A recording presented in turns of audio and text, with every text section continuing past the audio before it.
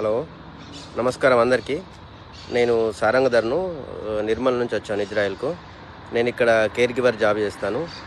ఇక్కడ పరిస్థితులు ఎట్లా ఉన్నాయంటే, ఇంతకుముందు అక్టోబర్ 7 టైంలో మనకు హమాస్ వాళ్ళు దాడి చేసినప్పుడు జరిగిన ఆ వార్ కంటే ఇప్పుడు ఈ వార్ చాలా భయంకరంగా ఉంది. అంటే దాడి అని చాలా తీవ్రంగా ఉంటుంది, మన సైడ్ నుంచి కానీ అపోజిట్ సైడ్ నుంచి కానీ.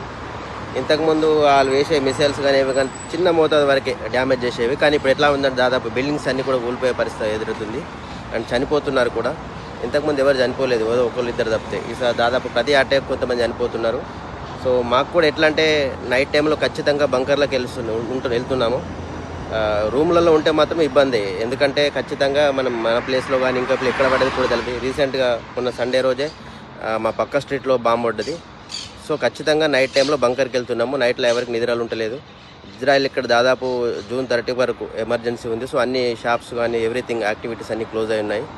సో మేమైతే ప్రజెంట్ సేఫ్. ఎట్లా సేఫ్ అంటే బంకర్లోకి వెళ్తేనే సేఫ్. సో డే టైంలో కానీ నైట్ టైంలో కానీ సైరన్ వచ్చినప్పుడు మాత్రం బంకర్లోకి వెళ్ళాలి. అలా వెళ్తేనే సేఫ్ ఉంటాము, వెళ్ళకుంటే మాత్రం గ్యారెంటీ లేదు.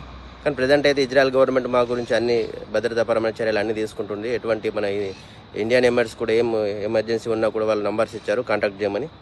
సో ప్రజెంట్ అయితే అంతా ఓకే. దాదాపు మన నిర్మల్ నుంచి 200 పైన ఉంటారు మన వాళ్ళంతా. దాదాపు కన్స్ట్రక్షన్లో కానీ ఇండస్ట్రీలో కానీ కేర్ గివర్లో కానీ ఇంకా వేరే సెక్టర్లో డిఫరెంట్గా పీపుల్ వచ్చినారు ఇక్కడికి. సో నేను మాత్రం కేర్ గివర్ ఇక్కడ. ఓకే, సో ఇప్పుడైతే ప్రజెంట్ అయితే మేము సేఫ్. ఎలా సేఫ్ అంటే బంకర్లోకి వెళ్తేనే సేఫ్, మిగతా అయితే కాదు. చూద్దాం ఎన్ని రోజుల వరకు ఈ కార్యక్రమాలు ఉంటాయో తెలియదు. ఎందుకంటే జూన్ 30 వరకు ఎమర్జెన్సీ అంటున్నారు కాబట్టి అప్పటి వరకు యుద్ధం ఉంటే ఉండొచ్చు. యుద్ధం ఆగిపోతేనే మేము సేఫ్ ఉంటాము. యుద్ధం ఆగేంత వరకు మాత్రం ఇలా జాగ్రత్తగా ఉండాల్సి ఉంటుంది. రేపు ఎలా జరుగుతుందో మనకు కూడా తెలియదు. Okay, thank you.